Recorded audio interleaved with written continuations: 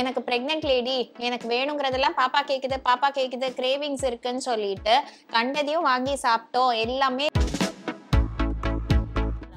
நண்டு சாப்பிடலாமா கூடாதா மேம்?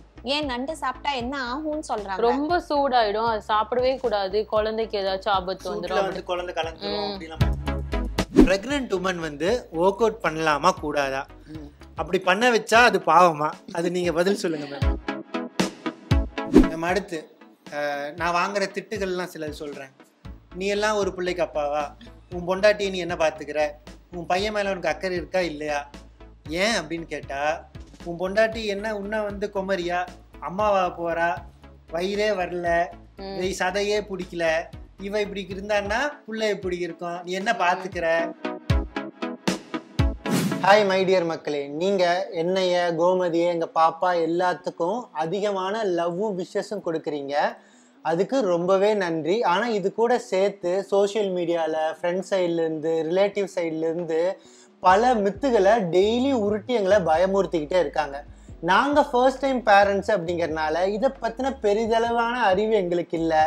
நாங்கள் எப்படி பயப்பட்டுட்டு இருக்கோமோ அதே மாதிரி பல பேரண்ட்ஸ் இங்கே பயத்தில் தான் இருக்காங்க. ஏன்னா அவ்வளோ மித்ஸு ப்ரெக்னன்சியை சுற்றி இருக்குது. எங்களோட பயத்தை போக்குறதுக்கு கோமதி அண்ட் என்னோட கைனகாலஜிஸ்ட்டை நாங்கள் பார்க்க வந்திருக்கோம். அவங்கள்ட்ட பேசினா பல மித்து பிரேக் ஆகி ஒரு கிளாரிட்டி எங்களுக்கும் கிடைக்கும், உங்களுக்கும் கிடைக்கும். அதனால இந்த வீடியோவை கடைசி வரைக்கும் பாருங்க, கண்டிப்பா யூஸ்ஃபுல்லா இருக்கும். இப்போ வாங்க வீடியோக்குள்ள போலாம். Hi ma'am. வணக்கம் மேம். வணக்கம். ஓகே, நோ டவுட்ல மேம். Okay ma'am. என்னோட ஃபர்ஸ்ட் கேள்வியே வந்து எங்க வீட்லயும் சரி சிவகுரு வீட்லயும் சரி 2 பேருக்கு சாப்பிடணும் இவ்வளோ போடுறாங்க. ஆனா என்னால சாப்பிடவே முடியல சுத்தமா. டெஃபினட்டா நம்ம ஊரை பொறுத்த அளவுக்கு என்ன, 2 பேருக்கு சாப்பிட, அதுவும் பால் கொடுக்கும் போது 2 வயிறு இல்லாட்டி சாப்பிட்டாதான் வந்துட்டு, அதுவும் பிரெக்னெண்டா இருக்கும் போது கூட இல்ல, டெலிவரிக்கு அப்புறம் இன்னும் நிறைய இருக்கு. பார்த்தேன்னா நிறைய சாப்பிட்டாதான் பால் வரும்னு சொல்லிட்டு உனக்கு நிறையவே திணிப்பாங்க தான். பட் டெஃபினட்டா என்கிட்ட வந்து அவங்க கேட்கும் போது அதுதான் சொல்லுவேன், அவங்களுக்கு இருக்கிறது ஒரு வயிறு தான், குழந்தை அவங்க வயிற்றுலதான் வளருது. பட் அதுக்கு வந்து அவங்க சாப்பிட்றதுலாம் டைரக்டா போகிறது கிடையாது. ஸோ நம்மளுக்கு கேலரி ரிக்வயர்மெண்ட் இன் பிரெக்னன்சி பார்த்தேன்னா உனக்கு 400 to 600 calories from your base வந்து இன்க்ரீஸ் ஆகணும். ஸோ ஒரு 1800 to 2000 கேலரிஸ் ஒரு உமனுக்கு ஒரு நீடு ஒரு டேக்குன்னா, அதுல இருந்து நம்ம 400 to 500 தான் இன்க்ரீஸ் பண்ண போறோம் தவிர அப்படியே அதை வந்து 2000 4000 ஆக்கணும்னு அவசியமே இல்லை. அண்ட் இந்த எக்ஸ்ட்ரா கேலரிஸ் நல்ல சோர்ஸ்ல இருந்து வருதா, உங்களுக்கு புரோட்டீன் ரிச்சா இருக்கா, நியூட்ரியன் டென்ஸா இருக்காங்கிறது முக்கியம். எனக்கு பிரெக்னென்ட் லேடி, எனக்கு வேணுங்கிறதெல்லாம் பாப்பா கேக்குது கிரேவிங்ஸ் இருக்குன்னு சொல்லிட்டு கண்டதையும் வாங்கி சாப்பிட்டோம் எல்லாமே ஜங்கு, ப்ராசஸ் ஃபுட்டு, நிறைய ஸ்வீட்டு, சாக்லேட், ஐஸ்கிரீம், கேக்கு இந்த மாதிரிலாம் நிறைய சாப்பிட்டோம்னா நம்ம தான் வெயிட் ஏற போறோம் தவிர அது குழந்தைக்கு ஜீரோ பெனிஃபிட் தான் சொல்வேன். அண்ட் அமௌண்ட் ஆஃப் கார்போஹைட்ரேட், டிஃபனோ ரைஸோ தான் நம்ம வீட்டில எல்லாம் வந்துட்டு அதை ஒழுங்கா சாப்பிட்ருக்கதா வந்துட்டு அதை வந்து அவங்க கணக்குல எடுத்துப்பாங்க. மற்றபடி நீ சாப்பிட்ற காய்கறி பழங்கள்லாம் அவங்களுக்கு அவ்வளவா தெரியாது. பட் கார்போஹைட்ரேட் இன்டேக் மட்டும் இன்க்ரீஸ் பண்ணணும்னு சொல்லிட்டு அவசியம் இல்லை. அண்ட் சவுத் இண்டியன் டயட்ஸ்ல தோசை, இட்லி, ரைஸ் எல்லாமே கார்போஹைட்ரேட் தான். ஸோ மோர் ப்ரோட்டீன் ரிச்சா சாப்பிடணுங்கிறது முக்கியம். As well as vitamins and minerals increase பண்றது நம்மளுக்கு ஃப்ரூட்ஸ், வெஜிடபிள், நட்ஸ் இதெல்லாம் வந்து இன்க்ளூட் பண்ணிக்கணுங்கிறது முக்கியம். Okay ma'am. ஸோ இதை பார்க்குற சொந்தக்காரங்க, மாமா மச்சானுங்க, அங்காளி பங்காளிங்க எல்லாருமே வீட்டுக்கு வரும்போது லட்டு ஜிலேபி மட்டும் வாங்கிட்டு வராதிங்க.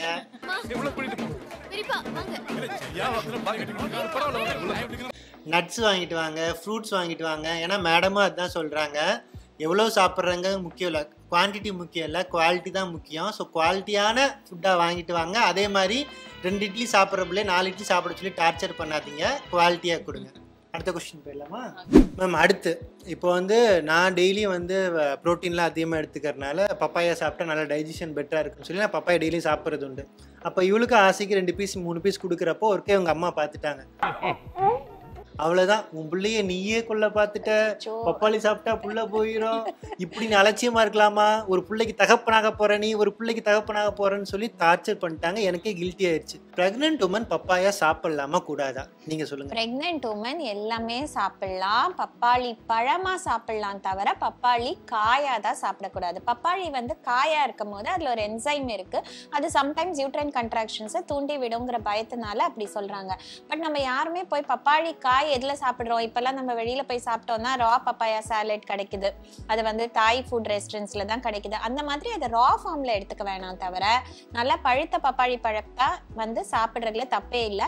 ஒரு ஹோல் பப்பாளி பழம் எடுத்து ஏதாவது கட் பண்ணி நம்ம சாப்பிட போறோமா? என்னைக்குமே சாப்பிட போறது இல்லை. லைக் வைஸ் பிரெக்னன்சில சாப்பிடுறதும் நல்லது கிடையாது.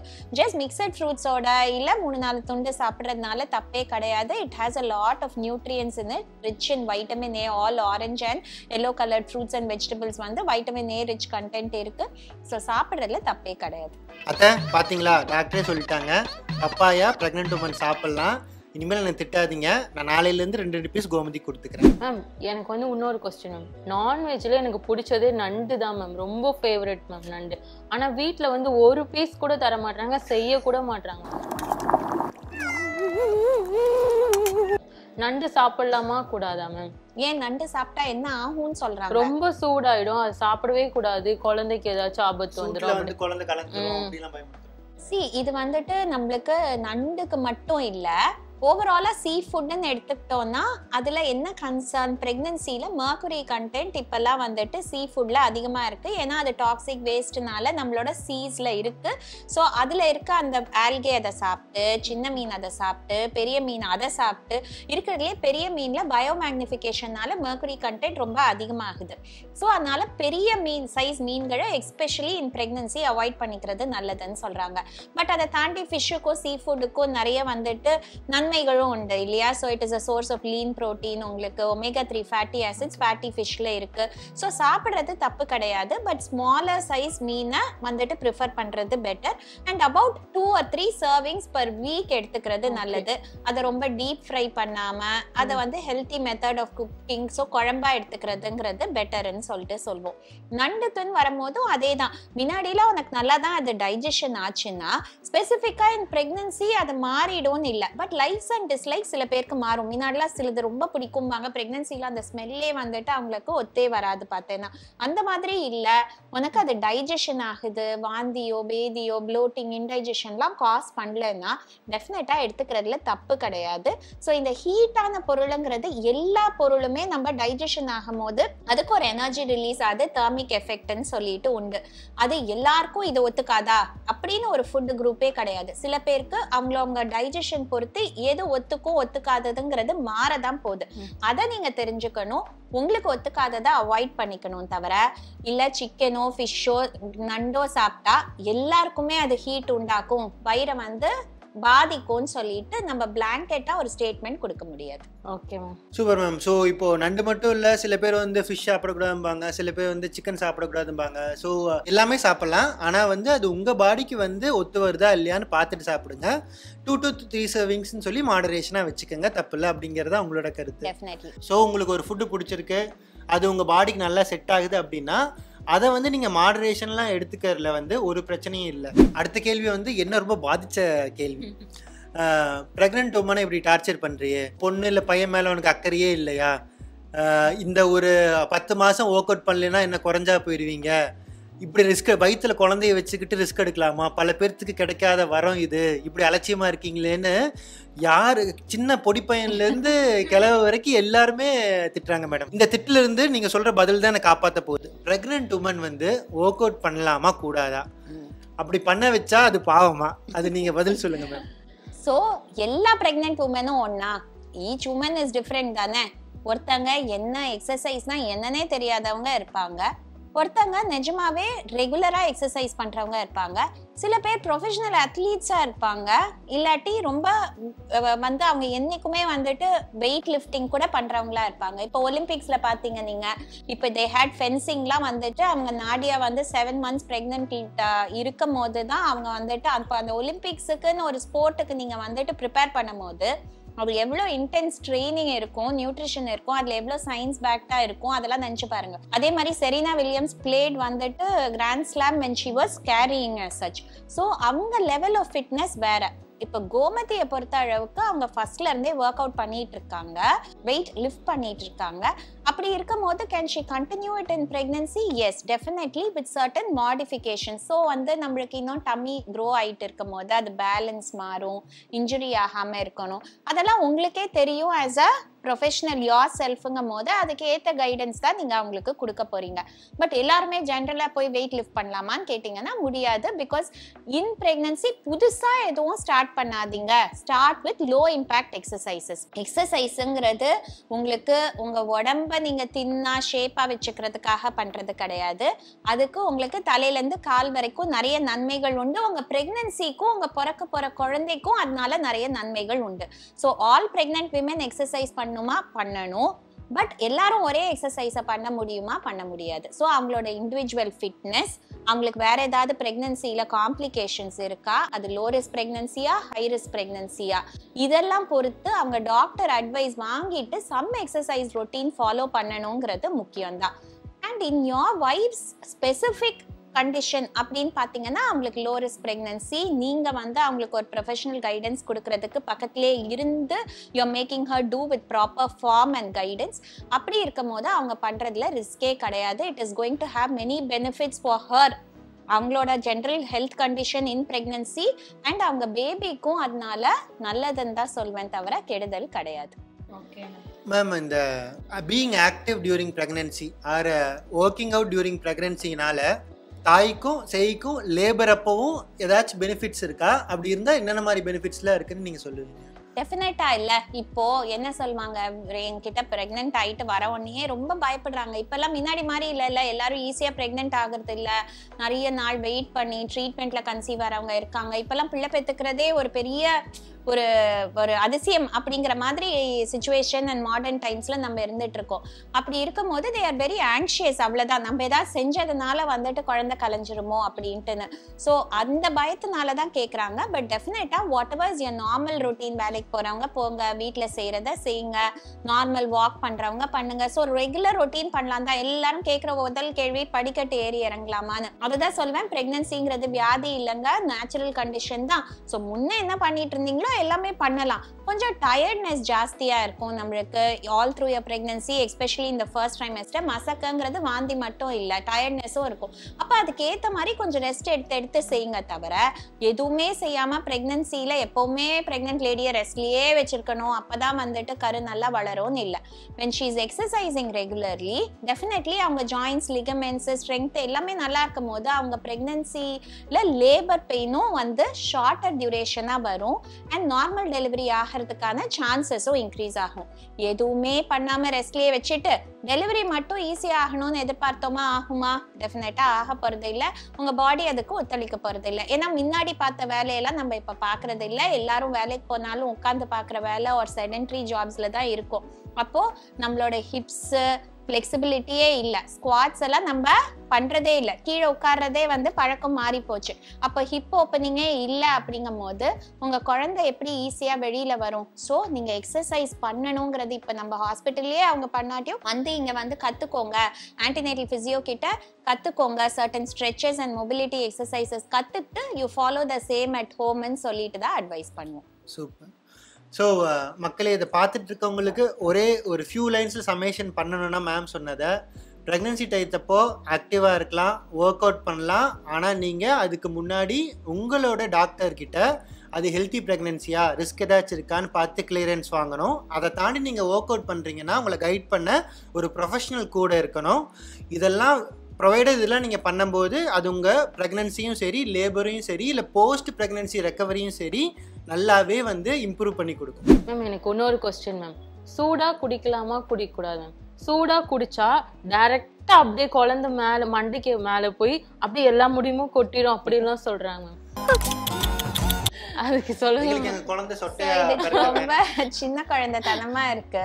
சோ அகைன் இதுக்கு சயின்டிபிக் பேசிஸே கிடையாதுங்கிறது நம்மளுக்கே தெரியும். நீ குடிக்கிறது எது வழியா? உன்னோட உணவு குழாய் வழியா போய் உன் வயிற்றுக்கு போறது. உன் குழந்தை வளர்றது எங்க? உன்னோட யூட்ரஸ்குள்ள வெல் ப்ரொடெக்டடா ஒரு ஆம்னியாட்டிக் சாக்குள்ள அது வளருது. ரெண்டுத்துக்கும் கனெக்ஷனே கிடையாது. பட் ஆனா இது மாதிரி கேட்பாங்க தான் பேஷண்ட் வந்துட்டு, நீ என்ன உன் குழந்தை பிறக்க போற குழந்தை தலையில வந்து சுடு தண்ணியை ஊத்துற மாதிரி அப்படின்னு சொல்லிட்டுன்னு. சோ அது நீ குடிக்கிறதுக்கும் இதுக்கும் அஃபெக்ட் பண்ணவே போறது கிடையாது. அது உன் பர்சனல் ப்ரிஃபரன்ஸ் தான். நீ சூடா குடிச்சா உன் குழந்தை முடி இல்லாம பிறக்க போகுதுங்கிறது 100% ஒரு மித்துன்னு தான் சொல்வேன். தவிர முடி வளர்றதுங்கிறது சில பாப்பா மண்டை வந்து முழுன்னு மொட்டையா தான் வருது, சிலது நிறைய முடியோட வருது வெளியில வரும்போதே. பட் அது மாறும் தான். இன்னும் போக போக சொட்டையா பிறக்கிற குழந்தை அப்படியே அவங்களுக்கு முடியே வளராம போயிட போதா? இல்ல, அது வளர வளர மாறும் தான். சோ அதெல்லாம் வந்து யூஸ்வலி ஜெனட்டிக்கா வந்து டிட்டர்மின் ஆக போறது. உனக்கு எம்ப்ரையோ ஃபார்ம் ஆனோடனே அதெல்லாம் வந்துட்டு முடிவாயிடுச்சு. தவிர வெறும் நீ குடிக்கிறதுலயோ சாப்பிடுறதுலயோ அதெல்லாம் மாற போறது கிடையாது. Okay ma'am. ஸோ இதே தான் எங்கள் அத்தைகிட்ட சொன்னேன். லாஜிக்கே இல்லத்த, கண்ணாடி திருப்பினா கண்ணாடி திருப்பினா எப்படி பார்த்தோமுவாங்க வண்டி ஓடும் அப்படின்னு சொல்லி கேட்டதுக்கு வந்து நீ சொன்னா நான் கேட்க மாட்டேன், டாக்டர் சொன்னா தான் கேட்போம் சொன்னாங்க. அதான் டாக்டர் சொல்லிட்டாங்க, இனிமேல் என்ற கொண்டாட்டியை சூடா குடிக்க அலோவ் பண்ணுங்க, உங்களுக்கு ரொம்ப பிடிக்கும் சூடா குடிச்சா. மேம் அடுத்து இதில் இந்த பிரச்சனைனால நான் பயங்கரமாக பாதிக்கப்பட்டிருக்கேன். ஸோ ப்ரெக்னன்சி ஆனோடனே வந்து நம்ம என்ன பண்ணுவோம், வீட்டில் வந்து பாட்டி, நீங்கள் பாட்டியாக போகிறீங்க, தாத்தாக போகிறீங்கன்னு கால் பண்ணி சொன்ன அன்னையிலிருந்து மேம் நீ வந்து சைடாக தான் படுக்கணும். நேராக படுத்தா வந்து குழந்தைக்கு மூச்சு விட முடியாது. நீ வந்து திரும்பி படுக்கணும்னா அப்படியே படக்குன்னு திரும்பிடக்கூடாது. நீ வந்து எந்திரிச்சு அதுக்கப்புறம் சைடுக்காக திரும்பி படுக்கணும்னு.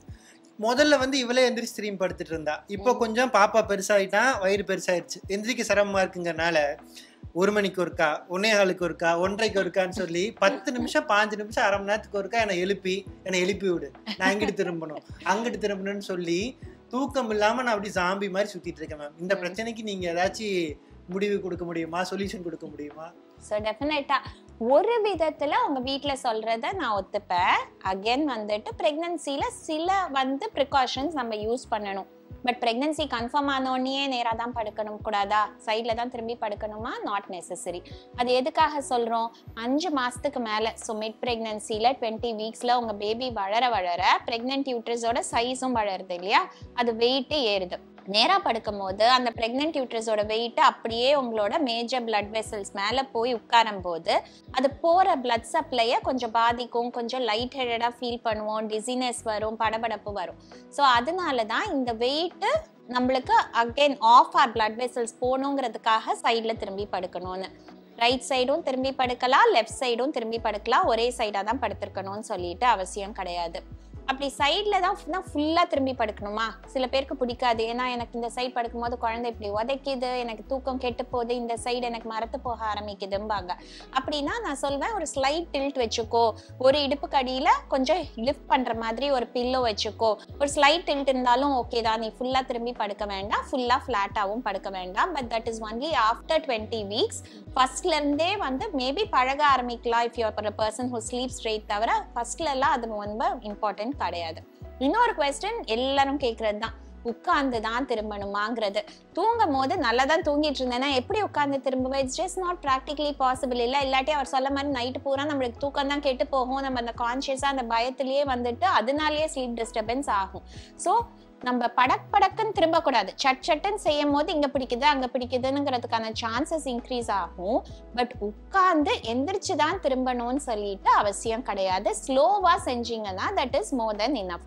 இது எதனால சொல்றாங்க, உட்கார்ந்து எந்திரிச்சு திரும்பினா தான் உனக்கு குழந்தைக்கு கொடி சுத்திக்காதுன்னு சொல்றாங்க. கொடி சுத்திக்கிறதுங்கிறது குழந்தை உள்ளுக்குள்ள பல்ட்டி அடிச்சுக்கிட்டே இருக்கு, அதை நீ மாத்தவே முடியாது. நம்மளுக்கு கடைசி மாதங்கள்ல பெருசானவனதான் அது ஒரு பொசிஷன்ல வந்து செட்டில் ஆவாங்க. அது வரைக்கும் அவங்க பல்ட்டி அடிச்சுட்டே இருக்காங்களே, அப்போ ஃப்ரீ ஃப்ளோட்டிங்கா தான் உனக்கு அம்பிளிக்கல் கார்டு உள்ள இருக்க போது, நஞ்சு கொடி இருக்க போது. அது it can play with it, அது மேல லூப் ஆயிக்கலாம், உடம்ப சுத்தலாம், கழுத்தை சுத்தலாம். அதை நம்ம ப்ரிவென்ட் பண்ண முடியாது. நிறைய குழந்தைங்க பிறக்கும் போது கூட 1 loop or 2 loops, நார்மல் டெலிவரிலையும் சரி சிசேரியன் செக்ஷன்லயும் சரி லூப் இருக்கும். அதனால ஒன்றும் பாதிப்பு இல்லை. வெரி ஃபியூ பேபிஸுக்கு தான் அது ரொம்ப டைட் ஆகி அவங்களுக்கு போற ரத்த ஓட்டத்தெல்லாம் வந்துட்டு ரெடியூஸ் பண்ண போது. தவிர அது வந்து generally it's a normal phenomenon தான். அதுவும் நீ உட்கார்ந்து எந்திரிச்சு திரும்புறதுல அது ஆக போதா இல்ல மாறப்போதான்னு கேட்டேன்னா இல்ல, அது குழந்தை உள்ள மூமெண்ட் ஆகிறதுல தான் இதுங்கிறதுனால you can't do much to prevent it. Okay ma'am. So இதை பார்த்துட்டு இருக்கவங்க மொதல் 5 மாதம் ஒன் சைடாக படுத்து தூங்க ப்ராக்டிஸ் பண்ணுங்க. 5 மாதம் கழிச்சு ஒன் சைடாக தூங்குங்க. தூங்கும்போது நைட்டு ஹஸ்பண்டை தட்டி எழுப்பி திரும்பி எந்திரிச்சு உட்காந்து திரும்பணும் அப்படிங்கலாம் எந்த அவசியம் இல்லை. தேவையானதுக்கு எழுப்புங்க. ஆனா வந்து எந்திரிச்சு உட்காந்து திரும்பணும்னு அவசியம் இல்லை, அதனால எழுப்பாதீங்க. ஏன்னா எப்படியும் நீங்க பிரெக்னன்சிக்கு அப்புறம் வந்து விடிய விடிய சிவராத்திரி தான் உங்களுக்கு. முடிஞ்ச அளவுக்கு நிறைய குவாலிட்டியான ஸ்லீப் வந்து பாப்பா வயிற்றுல இருக்கும்போதுனாச்சும் நீங்க வந்து எடுத்துக்க ட்ரை பண்ணுங்க. மேம் எனக்கு இன்னொரு பெரிய கொஸ்டின் மேம், இந்த டயட் டைம்ல கூட என்னால் கண்ட்ரோல் பண்ண முடியாத ஒன்று வந்து இந்த டீயும் காஃபியும் தான் மேம். என்னதான் நான் டயட்ல ஸ்ட்ரிக்டாக இருந்தாலும் அதை மட்டும் என்னால் முடியாது மேம் கண்ட்ரோல் பண்ண. இப்போவும் அப்படிதான் மேம் இருக்கு. ப்ரெக்னென்ட் டைம்ல டீ காஃபி குடிக்கக்கூடாதுன்ட்டு எங்க அம்மா மட்டும் இல்லை மேம், பக்கத்து வீட்டுல இருந்து எங்கேயாச்சும் யாராவது வீட்டுக்கு போனாலும் வெறும் தண்ணி தான் மேம் குடிக்கிறாங்க, டீ காஃபியே கொடுக்க மாட்டேங்க. ஆனா எனக்கு ரொம்ப பிடிக்கும் மேம். அதனால குழந்தைக்கு ஏதாச்சும் அஃபெக்ட் ஆகுமா? கேஃபீன் இன்டேக்குங்கிறது நிறைய பேருக்கு இருக்கிற ஒரு sort of habit, sometimes addiction ஆல்சோன்னு சொல்வேன். ஏன்னா இப்போ கூட வந்து பார்த்தேன்னா இங்கே வரும்போது பயங்கர தலைவலியாக இருந்தது, ரொம்ப ஒரு மாதிரி சோர்வாக இருந்தேன். சரி காஃபி கொடுங்கன்னு சொல்லிட்டு குடிச்ச உடனே அது ஒரு பூஸ்ட் ஆஃப் எனர்ஜி நம்மளுக்கு வருது. ஸோ அது பழக்கம் வந்தவங்களுக்கு விடுறதுங்கிறது ரொம்ப கஷ்டம் தான். ப்ரெக்னன்சியில் அளவுக்கு மீறி கேஃபீன் இன்டேக் குழந்தைய பாதிக்கிறதுக்கு நம்மளுக்கும் நல்லது கிடையாதுங்கிறதுனால இந்த general guidelines less then 200 milligram of caffeine per day கன்சம்ஷனுக்கு லிமிட் பண்ணிக்கோங்கிறது. நம்ம ஊர்ல குடிக்கிற காஃபிலாம் என்ன, நம்ம ஒன்றும் பிளாக் காஃபி நிறைய பேர் இல்லை, நம்ம எடுத்துக்கிறதே ஒரு மில்கி காஃபி தான். கொஞ்சம் டிகாக்ஷன், நிறைய பால் தான் இருக்கு. அதுல டீலையும் நிறைய வந்துட்டு சில பேர் வந்து தண்ணியில வந்துட்டு டீயை போட்டுட்டு கொஞ்சம் பால் ஊற்றுவாங்க, சில பேர் பால்லையே போட போறாங்க. கேஃபீன் வந்து காஃபியோட டீல வந்து கொஞ்சம் கம்மியா இருக்கு. மற்ற வந்து colas or all these energy drinks, herbal teas, இதுலலாம் கூட சம்டைம்ஸ் கேஃபீன் கண்டென்ட் இருக்கு. ஸோ அதுக்கேற்ற மாதிரி your total dose is less than about 200 milligram per day னா நீ வந்து அதை அவாய்ட் பண்ணும், இல்லாட்டி you give up your favourite ட்ரிங்க்னு சொல்லிட்டு அவசியம் இல்லை. விச் இஸ் ரஃப்லி about even 2 cups a day அந்த மாதிரி லிமிட் பண்ணிக்கிட்டோம்னா நல்லதுன்னு சொல்வேன். Okay ma'am. சொந்தக்காரங்களா வீட்டுக்கு போனா டீ காஃபி குடிங்க நாங்களே சொல்லுவோம், அன்னைக்கு 2 கப்புக்கு குடிச்சிட்டோம்னா அந்த 2 கப் குடிச்சிட்டு அதுக்கு மேல குடிக்கூடாதுன்னு சொல்லிடுவோம். நாங்களே கேட்டோம்னா டபக்குன்னு ஒரு கப்பை கொடுத்துருங்க. மேடம் கூட எங்களுக்கு வந்து ஒரு காஃபி கொடுத்தாங்க. ஆமா குடிச்சோம். கேர்ள்ஸ்க்கு வந்து இந்த பயம் எப்பவுமே இருக்கு மேம். ப்ரெக்னென்ட் ஆனால் ஸ்ட்ரெச் மார்க் வந்துடும். அது வந்து நான் போஸ்ட் ப்ரெக்னன்சி வந்து நல்லா ட்ரான்ஸ்ஃபார்ம் ஆனால் கூட அது வந்து நான் வந்து பிக்கிலலாம் பார்க்க நல்லா இருக்காது அப்படின்னு சொல்லி பயப்படுவாங்க. ஆனால் என்ற பொண்டாட்டி ரொம்ப பயப்படுறா அதை பற்றி.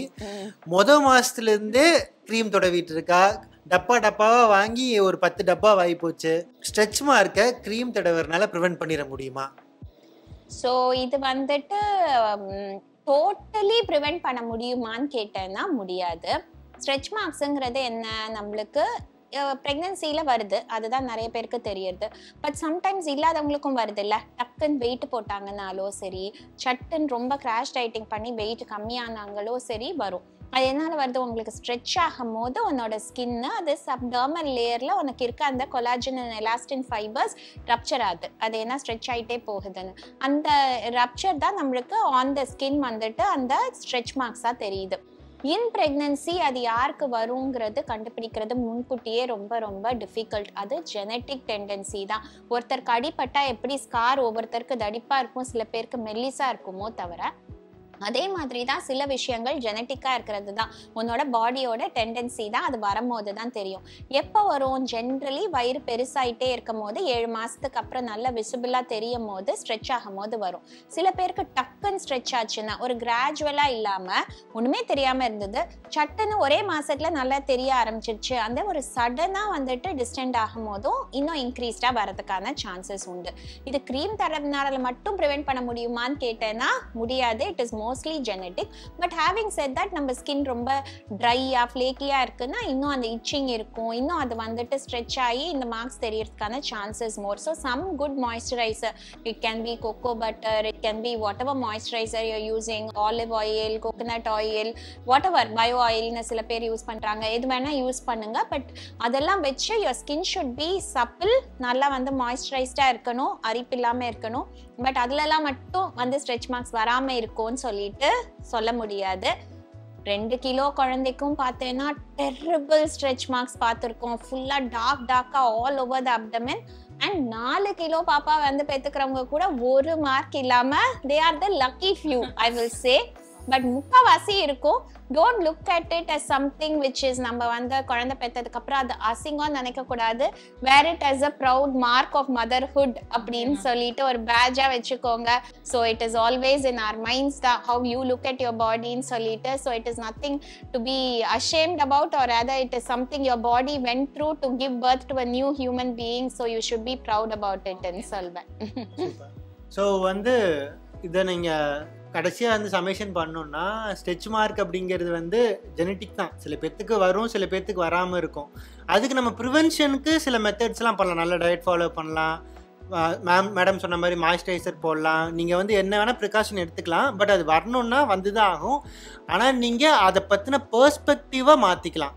அதை வந்து நீங்கள் வந்து ஒரு அவார்டாக பாருங்கள், மதர்ஹுட்டோட ஒரு அவார்டாக. நான் வந்து ஒரு 50 கிலோ லூஸ் பண்ணேன்னா ஸ்ட்ரெச் மார்க்குங்கிறது எனக்கு அசிங்கம் இல்லை, நான் 50 கிலோ லூஸ் பண்ணதுக்கான ரெகனைசேஷன். அதே மாதிரி உங்களுக்கு வந்து ஸ்ட்ரெச் மார்க் வருதுன்னா நீங்கள் ஒரு உயிரை உற்பத்தி பண்ணி உலகத்துக்கு கொடுத்துருக்கீங்க, அதுக்கான ஒரு ரெகனைசேஷன் அவார்டு தான். இது வந்து நம்ம கையில் இல்லை, அதுதான் முடிவு. மேம் இப்போ எங்க வீட்ல வந்து ஒண்ணு மட்டும் கொடுக்க மட்டும் மிஸ் பண்ணவே மாட்டாங்க. எவ்ரி நைட் மேம் குங்குமம் பூ போட்டு கொடுக்குறாங்க மேம். அப்படி குடிச்சா உங்களை மாதிரி அழகா குழந்தை வரும்னு சொல்றாங்க மேம். ஆமரை இதை குடிச்சா குழந்தை நல்ல பூஜிட்டிக்கா வளரும். உன் குழந்தை ஏன் நீ கவலைப்படுற? உங்க 2 பேர் மாதிரி எப்படி இருந்தாலும் அழகா தான் வரப்போகுது. நீ குங்குமம் பூ சாப்பிடுறியோ இல்ல சாப்பிடலையோ. ஸோ குழந்தையோட ஸ்கின் கலருங்கிறது நம்மளுக்கு ஜெனட்டிக்கா டிட்டர்மின் ஆகிறது தான், அது மாத்தவே முடியாது. ஸோ நம்ம எப்பவுமே ஒரு நம்ம ஊர்ல பார்த்தேன்னா மாநிறமா தான் இருப்போம். நிறைய பேர் வந்து ஃபேரா இருக்க மாட்டோம். ஸோ அப்போ நம்மளுக்கு அந்த மாதிரி தான் இருக்கும். இல்லை சம்டைம்ஸ் தவறி அவங்க வந்து கொஞ்சம் டார்க்கர் ஸ்கின் டோன் இருந்தாலும் அவங்க ஃபேமிலியில யாராவது ஒரு முன்னோர்கள் வந்து ரொம்ப ஃபேரா இருந்திருந்தாங்கன்னா அவங்க ஸ்கின் கலர் ஒரு ஐ கலர் உன் குழந்தைக்கு வரதுக்கான சான்சஸ் இருக்கு. பட் பெரும்பாலும் அப்பா அம்மா எப்படி இருக்காங்களோ அந்த கலர்ல தான் அவங்க பிறக்க போறாங்க. and that is only determined by genetics. so saffron சாப்பிடுறதுனால நீ உன்னோட பேபியோட ஸ்கின் டோன் மாத்த முடியுமா? அவங்க கேட்கும் போது அதுதான் சொல்வேன், ஏன்னா இது எல்லாரும் ஓபில கேட்கறது தான். நீங்க அது சாப்பிடுறதுனால உங்க குழந்தை டெஃபினட்டா வெள்ளையா பிறக்க போறது கிடையாது. But saffron has other benefits. Maybe அதை வந்து சொல்லாம இந்த விதமா சொல்லி அதுக்காக கொடுக்குறாங்களா, அந்த காலத்துல அதுக்கு தான் சொன்னாங்களான்னு எனக்கு தெரியாது. it has benefits for digestion, உன்னோட மூடு, ஸ்லீப், இதெல்லாமே அதை இம்ப்ரூவ் பண்றதுக்கு அதர் வந்து எஃபெக்ட்ஸ் இருக்கு சாஃப்ரனுக்கு. ஸோ எடுக்கிறது தப்பா இல்லை, பட் இந்த காரணத்துக்காக எடுக்கக்கூடாது. அண்ட் இன்னமும் எனக்கு ஃபேரா தான் குழந்தை பிறக்கணுங்கிற மென்டாலிட்டியே கொஞ்சம் மாறணும். ஃபேர் அண்ட் லவ்லிங்கிறதெல்லாம் இப்போ போய் இந்த காலத்துல dark is beautiful, dusky is பியூட்டிஃபுல்னு. So baby should be healthy. So skin colour எல்லாம் நம்ம ஃபர்ஸ்டே ஐயோ பொன் குழந்தையா இவ்வளோ கருப்பா போயிடுச்சு அப்படின்லாம் நினைக்கவே கூடாது. நம்மளோட திங்கிங்கை நம்ம நெக்ஸ்ட் ஜெனரேஷனுக்காவது அந்த மாதிரி மாற்றணும் அப்படின்னு சொல்லிட்டு தான் சொல்வேன். Okay ma'am.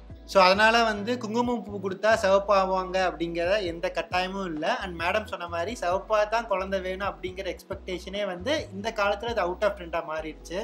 அதனால தான் ஃபேர் அண்ட் லவ்லி கூட இப்போ வந்து பேரை அப்படி வச்சா ஓடாதுன்னு சொல்லிட்டு க்ளோ அண்ட் லவ்லியாக மாற்றிட்டாங்க. இப்போ கருப்பு தான் டிமாண்டில் இருக்குது. ஸோ கருப்பாக இருந்தாலும் அழகு தான், சிவப்பாக இருந்தாலும் அழகு. நம்ம அடுத்து நான் வாங்குகிற திட்டுகள்லாம் சிலது சொல்கிறேன். நீ எல்லாம் ஒரு பிள்ளைக்கு அப்பாவா? உன் பொண்டாட்டியை நீ என்ன பார்த்துக்கிற?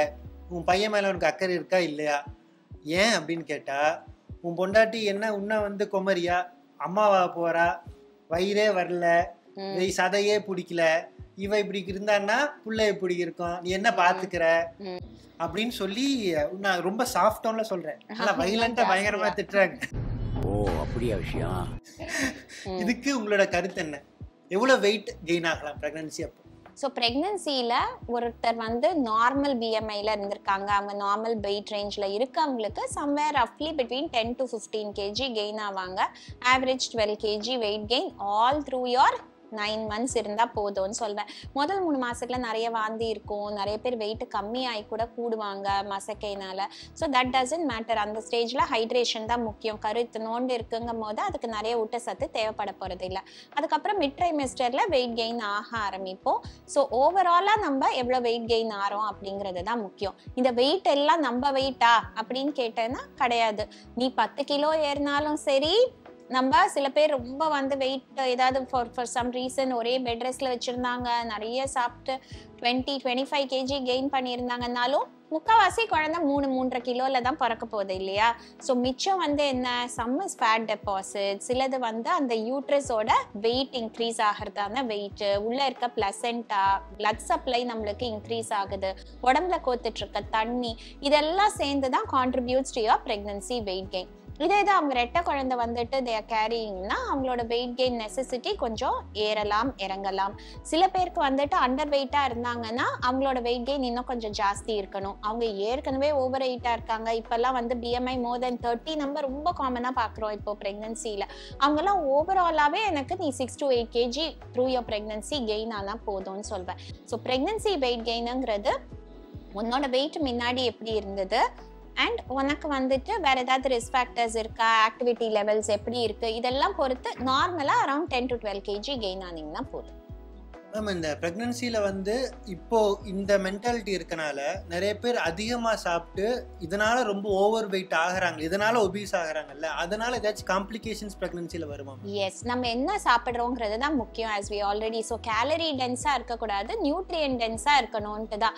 நம்ம வெயிட்டு எப்படி வேணால் ஏறலாம்ல, அன்ஹெல்த்தியாக சாப்பிட்டு நிறைய இண்டல்ஜ் பண்ணி பிடிச்சதெல்லாம் சமைச்சு கொடுத்து ஒவ்வொரு நாள் விதவிதமாக கொடுத்து நிறைய ஸ்வீட்டு கொடுத்தா அப்புறம் pregnancy induce sugars, pregnancy induced hypertension or BP ஏறுறது, ஓவர் வெயிட் கெயின்னால அவங்களுக்கு மற்ற வந்து இங்கே ஜாயிண்ட் பெயின் வர்றது, இல்லாட்டி சி செக்ஷன் போகிறதுக்கான சான்சஸ், சி செக்ஷன்லேருந்து ரெக்கவரி வந்து கம்மியாகிறதுக்கான சான்சஸ், இது எல்லாமே இன்ஃபெக்ஷன் வர்றது, இதெல்லாமே ஒபிசிட்டி வரும்போது இன்க்ரீஸ் ஆக போகுது இல்லையா. So always healthy eating habits, healthy weight gain தான் will be leading to healthy outcomes for the mother and baby. அதை பார்த்துக்கிட்டிங்களா மேம் வந்து ஒரு லிஸ்ட்டாக ஒரு 10 லிஸ்ட் சொன்னாங்க பார்த்தீங்களா, இதெல்லாம் ப்ரெக்னென்சியில் வரக்கூடிய காம்ப்ளிகேஷன். ஓவர் வெயிட் ஆனால் இதெல்லாம் வந்து உங்கள் பிள்ளைக்கு வராதுக்கு காரணம் உங்கள் மருமகன், உங்கள் பேரனோட அப்பா, உங்கள் பிள்ளைய நல்லா பார்த்துக்கிட்டனால உங்கள் பிள்ளைக்கு வந்து இப்போ தான் நாங்கள் வந்து பிளட் டெஸ்ட்டில் எடுத்து பார்த்தோம், எந்த சுகர் எந்த காம்ப்ளிகேஷன் எதுவும் இல்லை, பிள்ளை பக்காவாக இருக்கா, அதுக்கு காரணம் நான் நல்லா பார்த்துக்கிறேன். ஸோ வந்து ப்ரெக்னென்சி அப்போது சொந்தக்காரங்களாம் சொல்கிறாங்கன்னு ரொம்ப ஓவர் ஈட் பண்ணி நியூட்ரியன் டென்ஸாக சாப்பிடாம மேடம் சொன்ன மாதிரி நீங்கள் கேலரி டென்ஸாக சாப்பிட்டீங்கன்னா மேடம் சொன்ன காம்ப்ளிகேஷன்ஸ்லாம் வரும். அதை தாண்டி ப்ரெக்னென்சி காம்ப்ளிகேஷன் மட்டும்தானா அப்படின்னு பார்த்தா இதை தாண்டி நீங்கள் குழந்தை பெற்றுக்கிட்டதுக்கு அப்புறம் உங்கள் ஐடியல் வெயிட் வர்றதுக்கு ரொம்ப வருஷம் ஆயிரும். அதனால் நீங்கள் டிமோட்டிவேட் ஆகி நீங்கள் உங்கள் ஐடியல் வெயிட்டுக்கு வராமல் போகிறதுக்கான சான்ஸும் அதிகமாக இருக்குது. ஸோ வந்து நியூட்ரியன் டென்ஸாக சாப்பிடுங்க, கேலரி டென்ஸாக சாப்பிடாதீங்க. Watch your wait during the pregnancy. And நான் இன்னொன்னு சொல்லிக்கிறேன், ஏன்னா அவர் அப்பப்போ பேரன் சொல்றாரு, எனக்கு சத்தியமா தெரியாது அவங்களுக்கு பிறக்க போற குழந்தை ஆனா பெண்ணானு, அது அவங்களுக்கும் தெரியாது. அவங்களோட ஆசை மேபி வந்து பாயா பிறக்கணும்னு, அதனால அவங்க செல்லமா கூப்பிட்டுக்கிறாங்க அவங்க பிள்ளைய. அதுக்கும் எனக்கும் ஒரு ஐடியாவே கிடையாதுங்கிறது தான் சொல்லுவேன். மேம் இது என்னோட தப்பும் கிடையாது, எனக்கு வந்து ஆக்சுவலா பொன் குழந்தை தான் வேணும். நான் ஸ்டார்டிங்ல இருந்து பொன் குழந்தைன்னு சொல்லிட்டு இருக்கேன். ஆனா என் ஒய்ஃபும் என்னோட மாமியாரும் என்னை மிரட்டி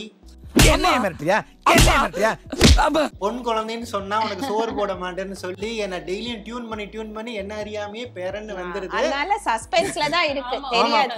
இல்ல நாங்க இது வரைக்கும் டாக்டர்கிட்ட கேட்டதே இல்ல. டாக்டர் கேட்டா பார்க்கவும் மாட்டேன், சொல்லவும் மாட்டேன், இட்ஸ் a jailable offense ன்னு சொல்லிடுவேன். அதான். சோ வந்து எந்த குழந்தையும் தெய்வ குழந்தை தான். ஸோ அது வரம் தான், வாங்கி வச்சுக்கோங்க. எனக்கு வந்து இந்த வீடியோவில் சொல்கிறேன், எனக்கு பெண் குழந்தை தான் வேணும், கடவுள் என்ன கொடுக்குறான்னு வெயிட் பண்ணி பார்ப்போம். மேடம் அப்புறம் வந்து இதெல்லாம் இவ்வளோ நான் பேசிகிட்டு இருந்ததெல்லாம் வந்து மற்றவங்களால நான் பாதிக்கப்பட்டது, இது வந்து என் ஒய்ஃபால் நான் பாதிக்கப்படுறது. நீங்கள் சென்னையில் நீங்கள் வண்டி ஓட்டுறீங்க, வண்டி குலுங்காம உங்களால ஓட்ட முடியுமா? நீங்க என்னதான் பார்த்து நீங்க வந்து பாஷான கார்ல போனாலும் நம்ம ஊரு குண்டு குளிக்கு லைட்டா அப்படி காடு புகையத்தான் செய்யும், ஆடத்தான் செய்யும். லைட்டா ஆடினா கூட அந்த அடி அடிக்கிறாங்க. இதுல இருந்தே தெரியுது நீ என் மேல எவ்வளவு உசுர வச்சிருக்கேன்னு. நீ போகலாம். குழந்தை உள்ள இருக்கு, குழந்தை மேல உனக்கு பாசமே இல்லையா? வண்டி குலுக்கி ஓட்டுற, நான் எங்க குளுக்குறேன், ரோடுனால அது குலுங்குது, வேற வழி இல்ல. ஆனா இவளை எங்கேயாச்சும் கூட்டு போகாம இருக்க முடியுமா? எனக்கு இதை வாங்கணும் அதை வாங்கணும் கூட்டு போகவும் சொல்றா. இதுக்கு வந்து என்ன மேம் வழி? குலுங்குனாவே குழந்தைக்கு ஏதாச்சும் ஆயிருமா? அது நீங்க சொல்லுங்க. உங்க குழந்தை வந்து இட் இஸ் வெல் ப்ரொடெக்டட். எவ்வளோ லேயர்ஸ்குள்ள வந்து உனக்கு ப்ரொடெக்ஷன் இருக்கு. உன்னோட ஸ்கின், அப்டாமினல் வால், மசில்ஸ், ஃபேட் லேயர் எல்லாம் தாண்டி உள்ளுக்குள்ள உன் யூட்ரஸோட மஸ்குலேச்சர், அதுக்குள்ள ஒரு சாக்கு, அதுக்குள்ளதான் நல்லா அந்த தண்ணிக்குள்ள வார்மா அழகா வந்து ஒரு கண்ட்ரோல்டு என்விரான்மெண்ட்ல ஒரு குழந்தை வளர்ந்துட்டு இருக்கு. ஸோ நீ லேசா வந்துட்டு ஏதாவது ஸ்பீட் பிரேக்கர் மேல போகும் போதோ வைக்கும் போதோ, இல்ல சில பேர் என்ன கேட்பாங்க, இருமுனா தும்முனா குழந்தைக்கு ஏதாவது பாதிச்சிடுமோன்னு, அதெல்லாம் டக்குன்னு ஒரு ஜர்க் தான் கொடுக்க போகுது தவிர அப்டமென்க்கு அது ஷாக் அப்சார்பர் மாதிரி அந்த ஃப்ளூயிட் வந்து ஆக்ட் பண்ணுது, உன் பேபி நல்லா தான் இருக்க போகுது. ஸோ மைல்ட் லோ இம்பேக்ட் இந்த மாதிரி ஆக்டிவிட்டீஸ்னாலலாம் பேபி அஃபெக்ட் ஆகிறதுக்கு சான்சஸ் இல்லை. It is only blunt trauma to the abdomen. So சில பேர் ஃபால் ஆயிட்டாலே பயப்படுவாங்க. Blunt trauma to the abdomen, அப்படியே ஏதாவது இடிச்சிட்டாங்க போய் டம்முன்னு சொல்லிட்டு ரொம்ப ஒரு பெரிய அடி இல்லாட்டி விழுந்துட்டாங்க, இல்லை வந்து அந்த மாதிரி ஏதாவது ஒரு ரேர் இன்ஸ்டன்ஸ்ல தான் நம்ம அதை பற்றி பயப்படணும் தவிர லேசாக வந்து அழுங்காம குலுங்காம ஃபுல்லாக இருக்கணுங்கிறது it is practically not possible. அவர் சொல்ற மாதிரி நம்ம ரோட்ல டிராவல் பண்ணோம்னாலே இட் இஸ் நாட் பாசிபிள். ரொம்ப வந்து தூக்கி வாரி போட்டு அதை நம்ம ஊர் ஆட்டோக்காரங்க கிட்ட மட்டும் சொல்லி பத்திரமா ஓட்டினா போதும்னு சொல்வேன். எங்க மேம் ஆட்டோவே ஏறது இல்ல, கார்ல கூட்டு போறதுக்கு இந்த அடி, எனக்கு ஆட்டோல எல்லாம் கூட்டு போனா அவ்வளவுதான். ஸோ இதெல்லாம் வந்து எங்களுக்கு இருந்த குழப்பங்கள், எங்களை பாதித்த மித்தெல்லாம் நாங்கள் வந்து மேடம்கிட்ட கேட்டு குழப்பத்தை நாங்கள் இப்போ வந்து நிவர்த்தி பண்ணிட்டோம். இப்போ நாங்கள் கொஞ்சம் தெளிவாகவும் ஒரு நல்ல கிளாரிட்டியோடையும் இருக்கோம். ஐ எம் ஷுர் இதெல்லாம் நீங்களும் கேட்டிருப்பீங்க, இதுக்கு மேலே நீங்கள் இன்னும் நிறையாவும் கேட்டிருப்பீங்க. நீங்கள் என்னென்ன மித்தெல்லாம் கேட்குறீங்க, இதெல்லாம் உங்களை பயமுறுத்துது அப்படின்னு நீங்கள் கமெண்ட்டில் போட்டிங்கன்னா தேவைப்பட்டால் நாங்கள் இதுக்கு பார்ட் 2 சீரீஸும் பண்ணுவோம். அதுக்கு வந்து நீங்கள் வந்து கமெண்ட் எவ்வளோ வருது, எத்தனை பேர் பாதிக்கப்பட்டிருக்கீங்கன்னு நாங்கள் கணக்கெடுத்து, ரொம்ப பேர் பாதிக்கப்பட்டிருக்கீங்கன்னா கண்டிப்பாக நாங்கள் பார்ட் 2வும் பண்ணுவோம். ஸோ நீங்கள் கேட்ட மித்த எல்லாத்தையும் கமெண்ட் பண்ணுங்கள். இதே மாதிரி இன்னும் நல்ல நல்ல ப்ரெக்னன்சி கண்டென்ட்டோட உங்களை வந்து பார்க்குற வரைக்கும் உங்களிடமிருந்து விடைபெறுவது நான் என்ற பொண்டாட்டி, அப்புறம் டாக்டர் பிரியா கல்யாணி மேடம்.